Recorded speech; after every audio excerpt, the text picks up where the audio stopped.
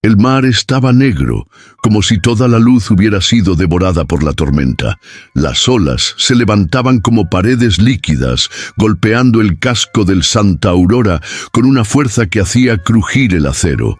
En la cubierta, entre gritos y agua helada, una mujer se aferraba a la baranda con los ojos muy abiertos.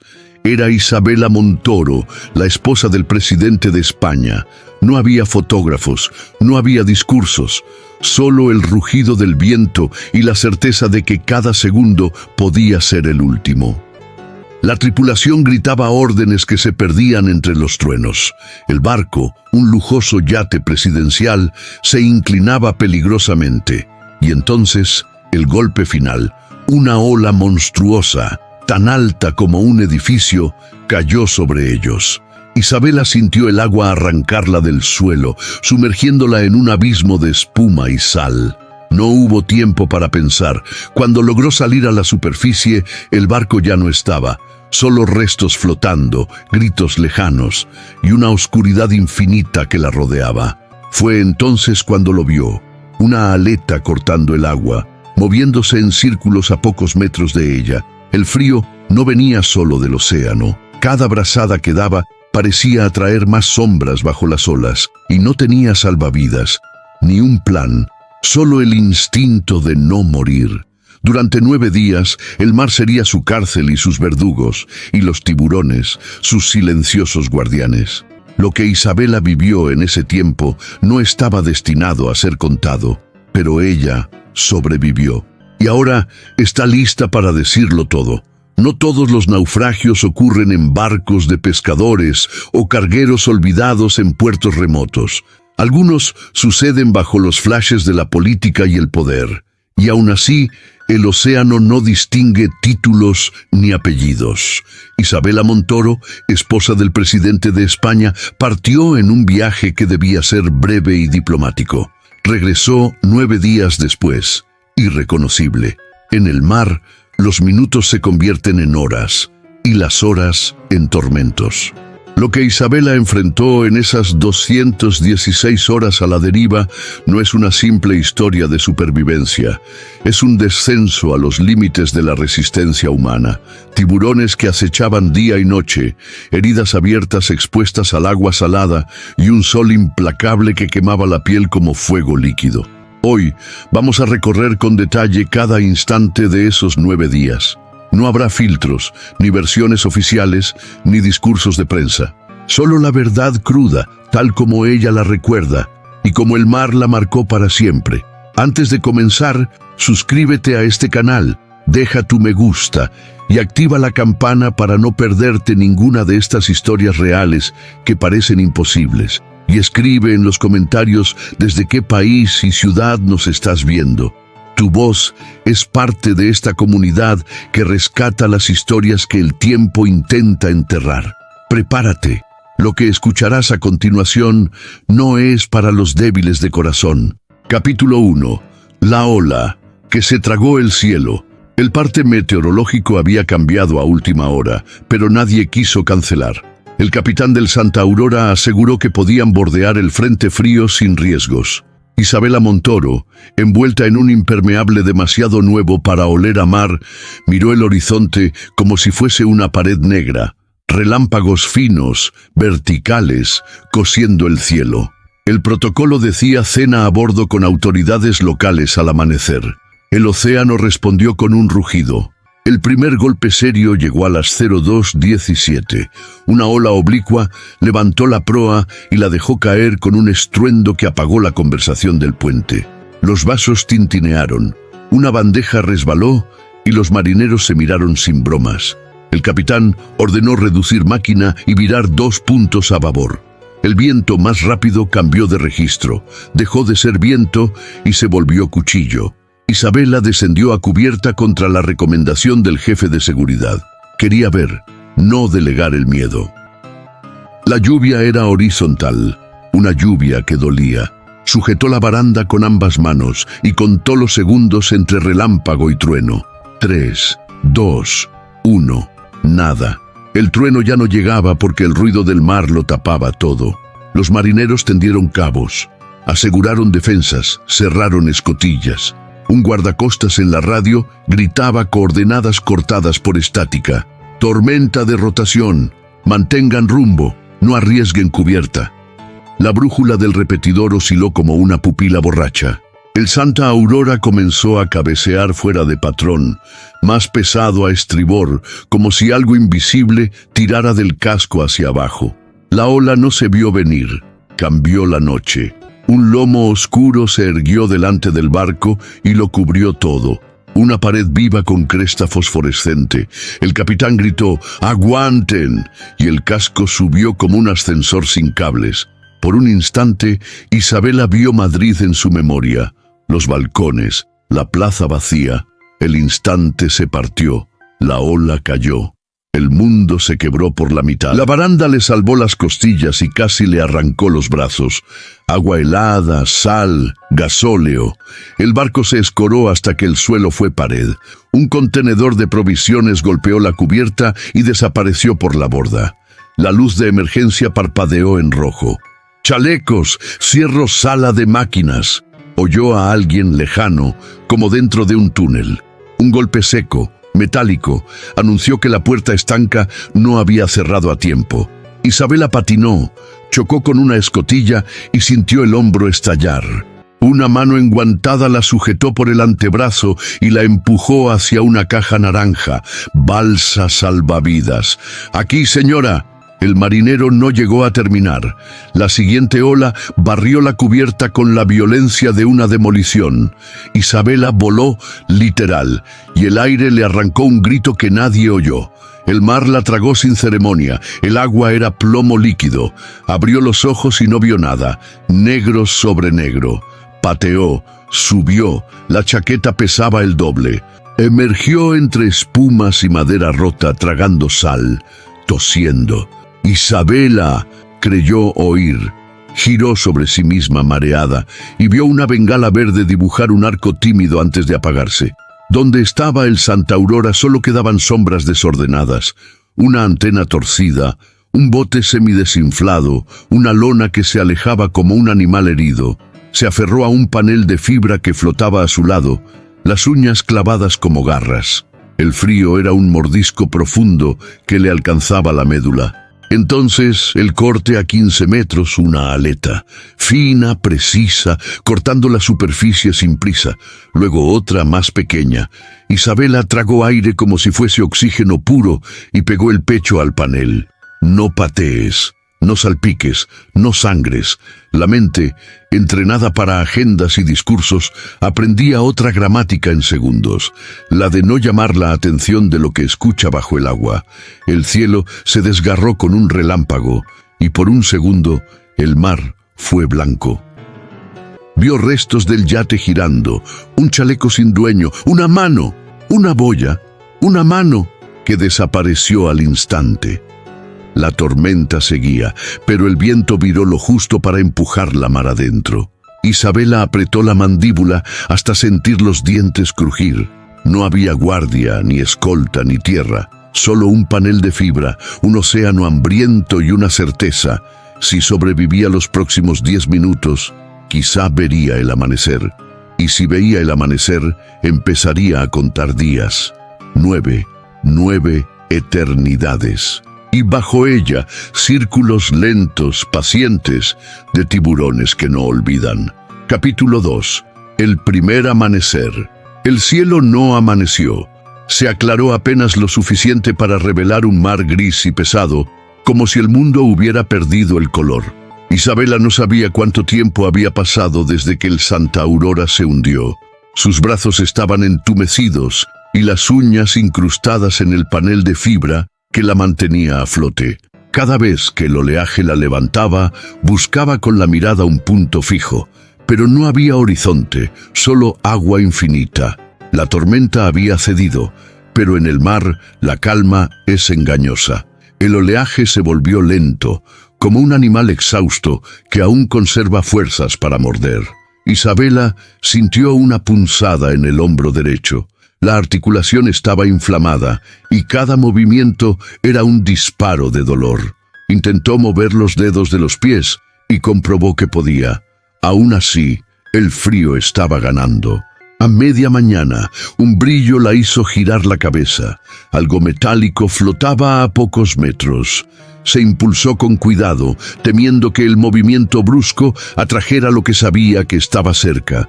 Cuando alcanzó el objeto, descubrió que era una pequeña caja de emergencia, probablemente arrancada de una de las balsas. Dentro encontró una bengala húmeda, una botella de agua de medio litro y 2 raciones selladas de galletas energéticas.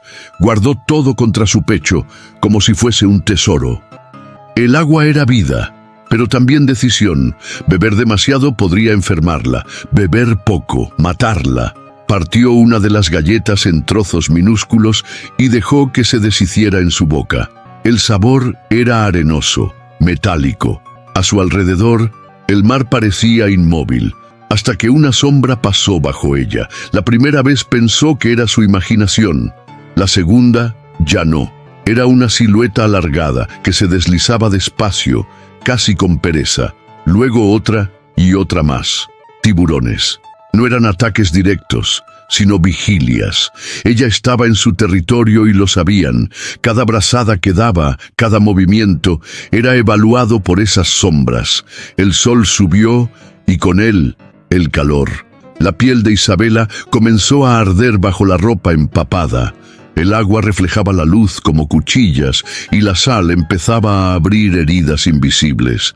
Intentó mojar sus labios con un sorbo mínimo de agua dulce. El líquido le devolvió un hilo de fuerza, pero también una verdad cruel. Esa botella no duraría ni 2 días. En la tarde vio un punto oscuro en el horizonte. Su corazón se aceleró. Podría ser un barco, podría ser tierra, podría ser cualquier cosa menos otra ola monstruosa. Durante horas vigiló el punto, moviéndose lentamente para no perderlo. Pero al caer el sol se dio cuenta de que no se acercaba. Era un pedazo de casco, abandonado, que el oleaje arrastraba en dirección contraria. La noche volvió como un muro. El calor cedió al frío y el frío se convirtió en dolor. Los tiburones regresaron. Ahora podía verlos mejor. Sus dorsales cortaban el agua iluminada por la luz débil de la luna. No se acercaban demasiado, pero estaban allí, siempre allí, como guardianes invisibles. Cada vez que una aleta se hundía, Isabela contenía la respiración. Pensó en su marido, en el rostro que el país veía todos los días en televisión, y se preguntó si él ya sabía que ella estaba desaparecida. No podía imaginar los titulares, las reuniones urgentes, los planes de búsqueda. En ese momento comprendió que, para el mundo, ella podría ser solo otra cifra en un informe, y para el mar, nada. Se abrazó al panel, cerró los ojos y empezó a contar lentamente hasta 100. Lo hizo una y otra vez, sin pensar en el tiempo, sin mirar las sombras que giraban bajo ella. Sobrevivir la primera noche había sido un milagro, pero sabía que, si quería ver otro amanecer, tendría que aprender a pensar como el mar, paciente, frío y despiadado. Capítulo 3. El segundo día. El amanecer no fue un alivio. La luz reveló la magnitud del silencio, un océano plano, gris, interminable. Isabela despertó sobresaltada, con el cuello torcido y la boca tan seca que le costaba tragar. Había dormido en lapsos de segundos, cada crujido del agua interrumpido por el eco mental de una aleta cortando la superficie. El hambre empezó a reclamar. No un hambre superficial, sino un vacío profundo que dolía en el pecho y hacía temblar las manos. Partió otro fragmento de galleta, lo masticó sin prisa y lo dejó reposar en la lengua para engañar al estómago. El agua dulce, todavía quedaba medio litro, pero cada sorbo era una discusión consigo misma. A media mañana, el mar cambió. La corriente arrastraba pequeñas manchas aceitosas, restos del naufragio. Entre ellos, un pedazo de cuerda trenzada. Isabela lo recogió y lo ató al panel de fibra, formando un lazo improvisado que podría ayudarla a asegurar cualquier cosa que encontrara. En un naufragio, todo objeto era potencialmente vital. Fue entonces cuando vio algo que hizo que el aire se le congelara en los pulmones. Un tiburón, mucho más grande que los anteriores, se acercaba en línea recta. La aleta dorsal se elevaba más de medio metro sobre el agua. Dio una vuelta lenta a su alrededor, tan cerca que pudo ver el brillo metálico de su ojo. Isabela mantuvo las manos inmóviles, como si fueran de piedra. El animal se sumergió y desapareció bajo ella. Los segundos se estiraron como cuerdas tensas. De pronto, sintió un golpe seco contra el panel. El tiburón lo había rozado con el hocico. No fue un ataque, sino una advertencia. Un recordatorio de que, si él lo decidía, podía acabar con ella en un instante. El resto del día se convirtió en un duelo silencioso. El tiburón la seguía a distancia, a veces visible, otras apenas una sombra. Isabela comenzó a llamarlo el guardián en su mente. No sabía si ese apodo era un intento de humanizarlo o de no enloquecer por el miedo. El sol volvió a ser un enemigo. La piel de sus manos y su rostro empezaba a agrietarse, quemada por la sal y la luz. El agua del mar le mordía las heridas como ácido.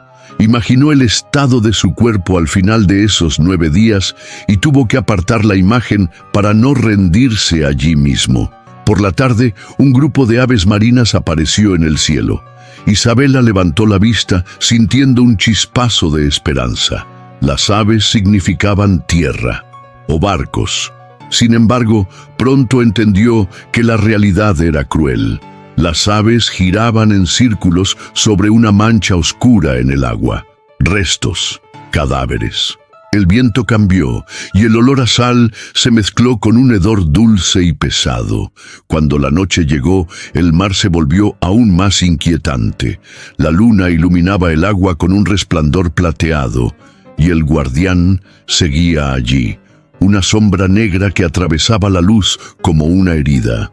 Isabela pensó en dejar de luchar, en rendirse al mar, pero cada vez que la idea ganaba fuerza, recordaba un rostro, el de su madre, que siempre le decía que una Montoro no retrocedía. Apretó los dientes, ajustó la cuerda alrededor de su muñeca y se juró sobrevivir, aunque tuviera que volverse parte del mar para hacerlo. El segundo día estaba terminando. Y en el horizonte, más allá de la oscuridad, esperaba el tercero, un día en el que el verdadero hambre y la verdadera sed empezarían a mostrar su rostro más cruel. Capítulo 4. La sed no perdona. El amanecer del tercer día trajo consigo un enemigo silencioso, la sed. No era solo sequedad en la boca, era un ardor que bajaba por la garganta y se expandía en el pecho, como si cada célula suplicara por agua dulce. El medio litro que quedaba en la botella se había convertido en una obsesión. Isabela la sostenía contra su pecho, escuchando el golpeteo leve del líquido como si fuera música prohibida. El mar, irónico, ofrecía agua en abundancia, pero era veneno. Cada ola que rompía contra el panel salpicaba su rostro, y ella sentía la tentación de beber. Recordó la voz de un marinero años atrás, en una visita oficial. El agua de mar mata lento, pero mata seguro. La sal destroza desde adentro. Sabía que si cedía, no llegaría a ver otro amanecer. El guardián seguía allí. A veces desaparecía por horas, otras emergía tan cerca que podía ver la cicatriz en su lomo, una marca blanca y áspera que lo hacía inconfundible. Isabela empezaba a sentir una extraña conexión con él. No era su amigo, pero tampoco había atacado. Era como si estuviera esperando algo, el momento en que ella ya no pudiera defenderse. Al mediodía, el sol se volvió despiadado. El agua que quedaba en la botella estaba tibia, casi caliente, y sabía a plástico. Aún así, tomó un sorbo mínimo, apenas lo suficiente para humedecer su lengua. La mente comenzó a jugarle trucos. Creyó ver un muelle de madera en la distancia, gente caminando con sombreros, un niño que corría hacia ella. Parpadeó y la visión se disolvió en olas. En la tarde, el mar trajo un regalo macabro, un chaleco salvavidas con manchas oscuras. Lo tomó, aunque estaba empapado y pesado. Lo amarró con la cuerda que había encontrado el día anterior. Si el panel se rompía, al menos tendría algo que flotara. La tela olía a combustible y a muerte, y ella evitó pensar en quién lo había llevado. El hambre ya no era un rugido, sino un susurro constante. Había aprendido a ignorarlo, pero la sed era un grito que no se apagaba. Su lengua se pegaba al paladar, y la saliva se había vuelto espesa, casi inexistente. Miró la botella. Apenas quedaba un tercio. La sostuvo en alto, y el sol la atravesó como un cuchillo, iluminando el líquido dorado como si fuera oro líquido. Cerca del atardecer, el cielo se tiñó de un naranja profundo. Isabela recordó las puestas de sol vistas desde el balcón presidencial, con copas de vino y risas. Ahora, el mismo espectáculo era un presagio. La noche traería frío, y con el frío más debilidad. Cuando la oscuridad llegó, el mar se volvió un espejo negro. Las estrellas se reflejaban en la superficie, creando la ilusión de estar flotando en el espacio. El guardián reapareció, su aleta cortando el reflejo de Orión. Era un recordatorio de que, aunque el cielo parecía infinito, la muerte estaba a centímetros bajo ella. Durante la noche, la sed se volvió insoportable. Soñó despierta con fuentes de mármol, con cascadas de agua helada, con copas llenas de hielo que sudaban sobre la mesa. En un momento, casi metió la mano en el mar para beber, pero se detuvo. No podía rendirse, no todavía. Al amanecer del cuarto día, Isabela comprendió algo aterrador. La sed no mata de golpe, sino que roba la voluntad, y cuando la voluntad se apaga, el cuerpo sigue, pero solo para esperar la muerte. Apretó la botella contra el pecho y se prometió que ese día no sería el último. Aunque tuviera que pelear con el mar, con los tiburones y con su propia mente, no se entregaría. Capítulo 5. El precio de la supervivencia. El amanecer del cuarto día no trajo esperanza. El cielo estaba cubierto de nubes bajas, grises, como si presionaran contra el mar. El aire era denso, húmedo, y cada respiración parecía más pesada que la anterior. Isabela despertó con los labios agrietados y sangrantes. La botella tenía solo un par de sorbos. Sabía que debía racionarlos, pero la garganta le ardía como si estuviera tragando arena caliente. El hambre, hasta ahora un susurro, se convirtió en una fuerza aplastante. El estómago se contraía, enviando punzadas que subían hasta la espalda. Recordó un consejo que había escuchado una vez en un documental. En el mar, la comida no es lo que crees. Sobrevivir es comer lo que el instinto acepte, no lo que la mente tolere. Al mediodía, el mar trajo algo flotando hacia ella, un ave marina muerta, hinchada y con las plumas pegadas al cuerpo. El olor era repulsivo, mezcla de sal y descomposición. La primera reacción de Isabela fue apartarla, pero la segunda fue pensar en proteínas, en grasa, en calorías. Su mente gritaba no, pero su cuerpo suplicaba sí. La observó durante minutos. Cada ola acercaba y alejaba el cadáver como si el mar jugara con ella. Finalmente, con un suspiro que sonó más a gemido, estiró la mano y lo atrapó. El contacto fue frío y viscoso. No sabía por dónde empezar. Con un trozo de metal oxidado que encontró incrustado en una cuerda, rasgó un pedazo de carne. El primer bocado fue un infierno. El sabor a sal putrefacta se mezcló con bilis y casi vomitó. Pero no podía desperdiciar nada. Masticó despacio, luchando contra el reflejo de escupir. Cada fibra de su cuerpo protestaba, pero cada trago le devolvía un mínimo de fuerza. Sintió náuseas, pero también un calor débil recorriendo sus brazos y piernas. El guardián apareció de nuevo, esta vez más cerca que nunca, su ojo asomando sobre la superficie, observando. Isabela no sabía si el tiburón estaba atraído por el olor de la carne o por ella misma. Decidió no arriesgarse. Ató el resto del ave al panel con la cuerda, sumergiéndolo apenas en el agua para enmascarar el olor. Las horas pasaron lentas. El cielo parecía aplastarla y el mar se había vuelto inquieto, con olas cortas y rápidas que salpicaban constantemente. La sal le quemaba las heridas abiertas en las manos. El ave flotaba a su lado como un recordatorio grotesco de lo que había hecho. No estaba orgullosa, pero tampoco arrepentida. Sobrevivir no tenía espacio para la dignidad. En la tarde vio una mancha oscura moviéndose a unos metros. Un cardumen.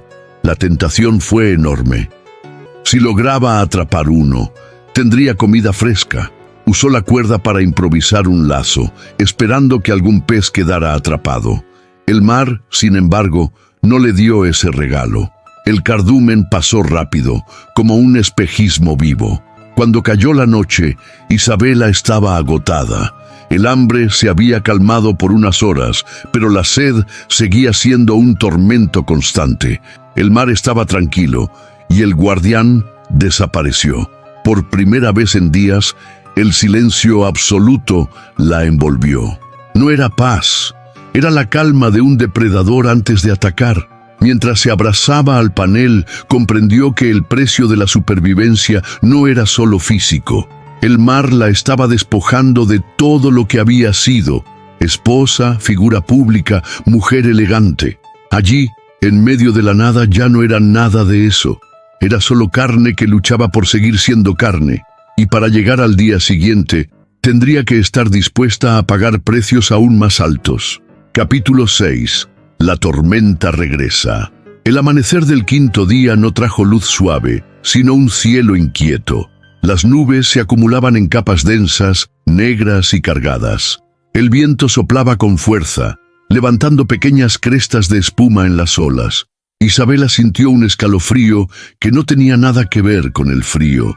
El mar estaba cambiando, y no para mejor. La primera ráfaga fuerte golpeó su rostro como un puñetazo húmedo. El panel de fibra crujió, moviéndose más de lo habitual. Isabela se abrazó al borde, clavando las uñas en el material para no ser arrastrada. El guardián estaba ausente, como si incluso los depredadores supieran que era mejor alejarse cuando el océano enfurecía. El oleaje creció rápido, olas de 2, luego 3 metros la levantaban y dejaban caer como un juguete roto. Cada caída le arrancaba un gemido y le robaba aire. La sal golpeaba sus heridas abiertas como cuchillas invisibles.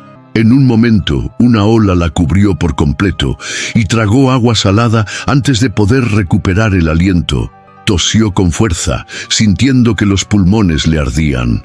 En medio del caos, vio que el chaleco salvavidas que había atado estaba a punto de soltarse. Si lo perdía, perdería su única reserva flotante en caso de que el panel se partiera. Con manos entumecidas, estiró la cuerda y la apretó contra el panel, luchando contra las olas que intentaban arrancársela de los dedos. La lluvia llegó poco después, pero no fue alivio. Era fría, cortante y caía con tanta fuerza que apenas podía mantener los ojos abiertos. Sin embargo, abrió la boca todo lo que pudo, atrapando gotas preciosas que humedecían su lengua y garganta. Era como beber vida en medio de un infierno líquido. El viento rugía como un animal salvaje. Cada ola parecía más grande que la anterior y el horizonte se borró por completo. El panel subía y bajaba violentamente, y en un momento, Isabela perdió el equilibrio y cayó al agua. El frío fue un choque brutal. Pataleó con desesperación, sintiendo que el peso de su ropa la arrastraba hacia abajo. Con un grito ahogado, logró aferrarse al panel antes de que otra ola la golpeara. Las uñas se le partieron contra la fibra y la sangre se mezcló con el agua salada. Respiraba a bocanadas, consciente de que un solo error significaría desaparecer bajo ese mar furioso para siempre. Horas después, el mar seguía castigando sin piedad. Los músculos le dolían tanto que apenas podía moverse. La lluvia disminuyó, pero el viento no cedía. Entre ráfaga y ráfaga, pensó en algo extraño. El palacio presidencial, las cenas formales, los discursos, todo parecía pertenecer a otra vida, a otra persona. Allí, en medio del océano, solo quedaba instinto y resistencia. Cuando la tormenta empezó a amainar, la temperatura bajó. El mar quedó cubierto de espuma, como si estuviera respirando pesadamente después de un ataque de furia. Isabela temblaba de frío, los dientes castañeando sin control. El cuerpo estaba exhausto, pero la mente aún estaba despierta. Al caer la noche, se acurrucó sobre el panel con el chaleco salvavidas como único escudo. No sabía si sobreviviría al próximo amanecer, pero una cosa estaba clara: el mar no la quería allí y haría todo lo posible por tragársela. Y sin embargo, ella no pensaba entregarse. No todavía. Capítulo 7. El silencio que mata. El sexto día amaneció sin olas gigantes, sin lluvia, sin viento. El mar se había transformado en un manto inmóvil, casi perfecto. Pero esa calma no era un regalo, era una trampa. Isabela lo sintió de inmediato. La ausencia de sonido después del rugido constante de la tormenta era como un vacío que presionaba los oídos. El guardián había desaparecido. Ni una aleta, ni un destello bajo la superficie. Era como si todo lo vivo hubiera huido, dejándola sola en un desierto líquido. El silencio era tan absoluto que podía escuchar el propio latido de su corazón, lento y pesado, y el crujido suave del panel bajo su peso. La sed volvió a ser su verdugo. El agua de lluvia, atrapada en una botella improvisada, había desaparecido al amanecer. Intentó recordar cuántos días llevaba allí, pero la mente comenzó a fallar. Se mezclaban imágenes del palacio con el mar, la cara de su esposo con la del tiburón. Ya no sabía si estaba despierta o soñando. El sol volvió a arder sobre su piel, castigándola sin compasión. Las ampollas en los hombros y la nuca se habían reventado durante la tormenta, y ahora el salitre las quemaba como fuego. Cada vez que se movía, sentía la piel rasgarse. El dolor era un recordatorio constante de que todavía estaba viva, aunque no supiera por cuánto tiempo más. En un momento, creyó escuchar voces. Giró la cabeza y vio, a lo lejos, una pequeña embarcación. Dos figuras se movían dentro de ella, saludándola. Isabela levantó el brazo con todas sus fuerzas, gritando, pero la embarcación se desvaneció como humo, dejando solo el horizonte vacío. Comprendió que su mente estaba empezando a crear fantasmas para llenar el silencio. La tarde fue aún más cruel. Sin viento, el calor se volvió insoportable. El agua del mar estaba tibia, casi caliente, y el olor a sal y algas podridas parecía meterse en su piel. La botella vacía se convirtió en un peso inútil en sus manos. Quiso arrojarla, pero no pudo. Era su único símbolo de que en algún momento había bebido. Mientras el sol se ocultaba, el mar se tornó negro como tinta. Las estrellas aparecieron una a una, reflejándose en el agua inmóvil. Era hermoso y aterrador. Isabela sintió que flotaba en el vacío del espacio. Si gritaba, nadie respondería. Si moría, nadie sabría dónde buscarla.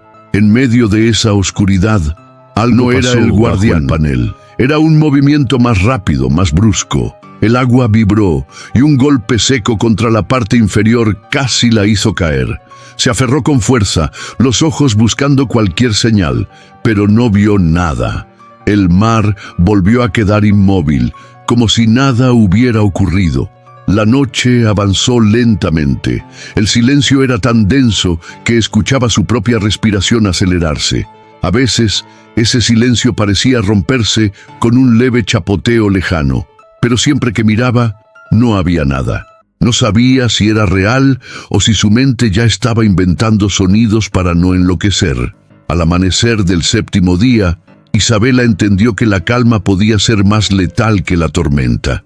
El mar enfurecido intentaba matarte rápido, pero el silencio y la soledad lo hacían lentamente, arrancándote la esperanza un suspiro a la vez. Y si quería sobrevivir, tendría que luchar no solo contra el océano, sino contra su propia mente. Capítulo 8. La sombra en el horizonte. El séptimo día comenzó con un cambio casi imperceptible. El aire estaba más denso y el agua, aunque tranquila, parecía tener un peso diferente. Isabela lo notó en el movimiento del panel, como si algo muy grande se desplazara bajo ella. El silencio se había roto, pero no por el viento ni las olas. Era otro tipo de presencia. Al mediodía lo vio. Primero, una sombra alargada en la superficie, a varios metros.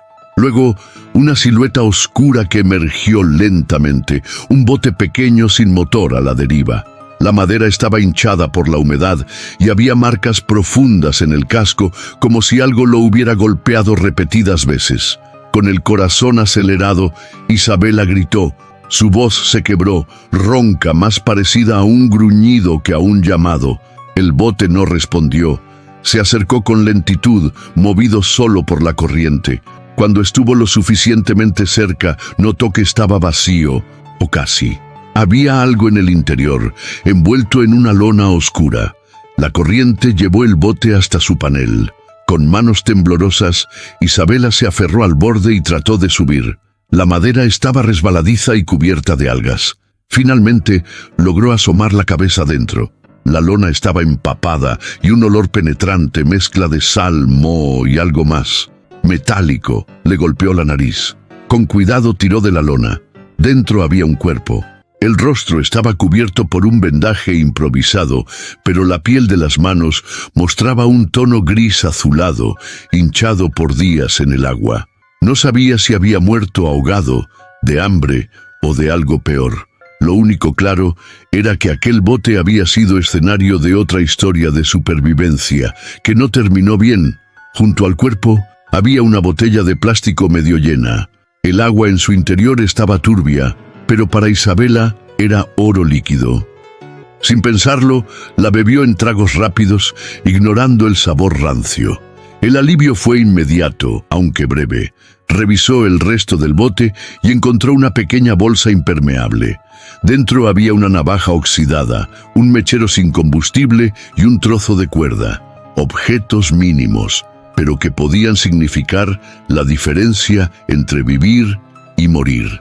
Ató la bolsa a su panel, sin dejar de mirar el cuerpo, como si en cualquier momento pudiera moverse. La idea de empujar el bote y alejarse le cruzó la mente, pero la corriente los mantenía unidos. Por momentos, el cadáver parecía mirarla, aunque el vendaje le cubría los ojos. El sol comenzaba a ocultarse, y la silueta inmóvil dentro del bote adquiría un aspecto aún más siniestro. Esa noche, el mar estaba tranquilo, pero Isabela no pudo dormir. Cada vez que cerraba los ojos, escuchaba un leve golpe de madera contra madera, el bote chocando suavemente contra su panel. Imaginaba que el cuerpo podía levantarse, que la tocaría, que abriría la boca para hablar, o para arrastrarla bajo el agua. Al amanecer del octavo día, la decisión estaba tomada. No podía seguir junto a esa sombra flotante. El bote era una tumba, y ella no quería que se convirtiera en la suya. Con un último empujón, lo dejó ir, viendo cómo se alejaba lentamente, llevado por la misma corriente que, en cualquier momento, podría arrastrarla a su final. Capítulo 9. El último límite. El octavo día comenzó con una sensación extraña. No había dolor. No era alivio, era peligro. Isabela sabía que cuando el cuerpo dejaba de doler, significaba que estaba apagándose. Sus músculos se sentían ligeros, como si no le pertenecieran. Apenas podía mantener los ojos abiertos. El mar seguía tranquilo, pero algo se había roto en su interior. Ya no miraba el horizonte buscando ayuda. Miraba hacia abajo, a la inmensidad oscura que la llamaba como una voz suave y constante. El agua parecía susurrarle que solo tenía que dejarse caer, que todo acabaría en segundos. El hambre era un recuerdo lejano, la sed, una quemadura constante. El poco líquido del día anterior ya se había terminado. Su lengua estaba áspera y cada intento de tragar era como arrastrar arena por la garganta. Respiraba con dificultad, como si el aire estuviera más denso que el agua. El sol subía y bajaba, pero ella ya no podía medir el tiempo. En algún momento creyó ver un barco enorme acercándose. Sintió una chispa de fuerza, agitó los brazos y el barco se desvaneció, como humo, como todos los fantasmas que su mente había empezado a inventar. Las alucinaciones se volvieron más intensas. Vio a su esposo de pie sobre el panel, con el traje presidencial empapado, ofreciéndole un vaso de agua. Cuando intentó tomarlo, sus manos atravesaron el aire vacío. Lloró sin lágrimas, porque ya no tenía agua en el cuerpo para derramarlas. El mar, antes un enemigo violento, se había convertido en un escenario silencioso de despedida. Incluso el guardián había desaparecido. No había tiburones, no había aves, no había señales de vida. Solo ella y la línea infinita entre agua y cielo. En un momento de lucidez pensó en soltarse, aflojar los dedos, dejar que el cuerpo se hundiera lentamente. Sintió que sería como cerrar los ojos y dormir. El panel se balanceaba suavemente, casi invitándola a dejar ir. Pero entonces un sonido la arrancó de ese trance, un golpeteo, lejano pero rítmico, como paletas de remo cortando el agua. Abrió los ojos y vio una mancha oscura en el horizonte. Esta vez no era una ilusión. La mancha crecía, moviéndose de forma real, con reflejos metálicos bajo el sol. Un hilo de fuerza, casi inexistente, despertó en su interior. Movió un brazo, luego el otro, agitando con torpeza. El panel se sacudía con cada intento. No sabía si la habían visto, pero la simple posibilidad de que alguien estuviera allí para sacarla la mantuvo despierta. Mientras la mancha se acercaba, la conciencia comenzó a desvanecerse. El último recuerdo antes de que todo se volviera negro fue el sonido de voces, gritos en un idioma familiar, y el agua salpicando contra algo sólido.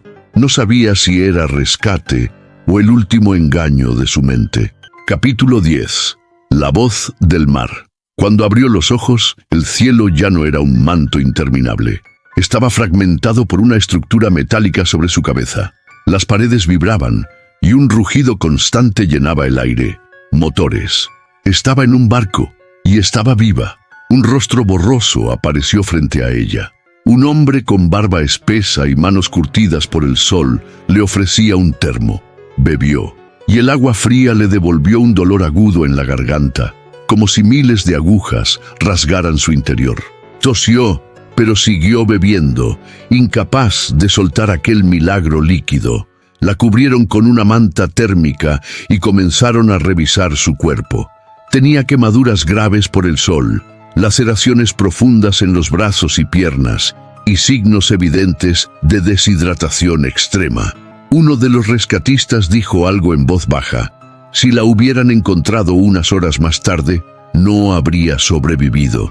Pero lo que más la desconcertó no fue el dolor físico, sino la expresión en los ojos de quienes la rodeaban.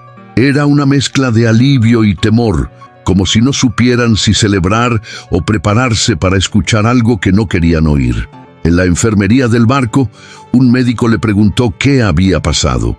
Isabela comenzó a relatarlo todo: la tormenta, el guardián que la vigilaba, el bote con el cadáver, el silencio insoportable. Su voz temblaba, pero no por el frío, sino por lo que aún no había contado. En el 8º día, antes de que apareciera el barco, había escuchado algo más. No eran las palas de un remo ni el rugido del mar. Eran voces, voces que emergían de debajo del agua, claras y susurrantes, hablando en un idioma que no entendía, pero que parecía conocerla. Isabela, no vuelvas, el mar ya te eligió. Esas fueron las palabras que creyó oír. Intentó ignorarlas, atribuyéndolas a la deshidratación y la fiebre. Pero lo peor fue lo que vio cuando miró hacia abajo. Sombras, decenas de ellas moviéndose como si la rodearan, demasiado grandes para ser peces y demasiado humanas para ser tiburones. El médico no anotó esa parte, solo asintió, le dio más agua y le dijo que descansara. Pero en los ojos de Isabela se reflejaba otra verdad. No todo lo que encontró en el mar era físico. Había algo allí, algo que la había observado cada segundo y que la había dejado ir por una razón que ella aún no comprendía. Cuando el barco llegó a puerto, los flashes y las cámaras la recibieron como a una heroína. El presidente la abrazó frente a todos, pero ella apenas respondió. Su mirada estaba perdida en el horizonte, como si aún estuviera en aquel panel, a merced de la marea. Esa noche, en la habitación del hotel, mientras intentaba dormir, escuchó un golpeteo suave contra la ventana. Al asomarse, no vio nada más que el reflejo de la luna sobre el agua. Pero en el fondo, muy al fondo, creyó escuchar nuevamente esa voz. Isabel, aún no hemos terminado. Isabela Montoro sobrevivió a algo que pocos podrían imaginar y aún menos podrían soportar. 9 días a la deriva, marcada por el sol, el hambre, la sed y algo más, algo que no se mide en heridas visibles. El mar no solo puso a prueba su cuerpo, puso a prueba su mente, su cordura y su voluntad de seguir respirando. Pero entre los aplausos, los titulares y las declaraciones oficiales hay un silencio incómodo. Isabela nunca volvió a navegar, nunca volvió a subir a una embarcación, ni siquiera para actos diplomáticos. Cuando le preguntan por qué, sonríe de forma tensa y cambia de tema. Solo quienes estuvieron cerca saben que, en las noches más tranquilas, la encuentran sentada junto a la ventana, mirando al mar con los labios apretados, como si esperara escuchar algo. Porque para ella el mar no es solo agua y sal, es un testigo y un cazador paciente, y aunque la dejó ir una vez, Isabela siente en lo más profundo de su ser que esa deuda aún no está saldada, y que algún día, de alguna forma, las olas volverán a llamarla por su nombre.